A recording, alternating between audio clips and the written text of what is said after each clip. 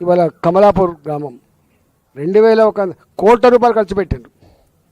ఎవరెవరు కలిసి ఖర్చు పెట్టిండ్రు, ఎక్కడి నుంచి వచ్చినాయి పైసలు ఆ లోతులోకి పోను. కానీ కమలాపూర్లో ఈటల గారిని ఈ సతీష్ పోటీ చేసినట్టు లేకపోతే ఇంకోటి పోటీ చేసినట్టు కాదు, ఇక్కడ ఓడగొట్టాలి ఈటల అందరికీ, ఇక్కడ సొంత ఊళ్ళోనే ఓడిపోయినటువంటి ఒక వార్త రాయించాలని చెప్పి చాలా ఉబలాట పడ్డారు. దాన్ని తొక్కి పడేసి ఇవాళ కమలాపూర్ గ్రామ ప్రజలు మళ్ళీ ధర్మాన్ని న్యాయాన్ని నిలిపినందుకు, ఒక గరీబ్ బిడ్డను గెలిపించినందుకు వారికి శిరస్సు వంచి నమస్కరిస్తున్నా. అదేవిధంగా గూడూరు కూడా పక్కపొంటే ఉంటుంది. ఇలా ఏదైనా డెవలప్మెంట్ కనబడుతుంటే గూడూరు దుబ్బల మీద కనబడుతుంది. పిచ్చి కుక్క లెక్క మాట్లాడి కొంతమంది అయితే ఏం చేసిండ్రు ఈటల గారు, ఎట్లయింది ఈటల గారు. మరి కేసీఆర్ అంతటా ఉన్నాడు ముఖ్యమంత్రి, ఎందుకో వేరే కాన్స్టిట్యూన్సీలో కాకపోయా.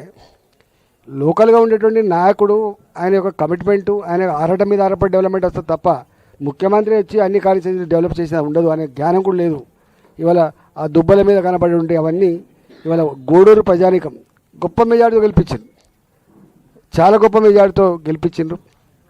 మిగతా కూడా అక్కడక్కడ మేము సరే ఒక్క ఓటుతో రెండు ఓటుతో పోయినప్పటికీ కూడా మా వాళ్ళు గొప్ప కొట్లాడినరు. ఇవాళ నువ్వా నేను అన్నట్టు మాత్రం నిలబడగలిగినరు.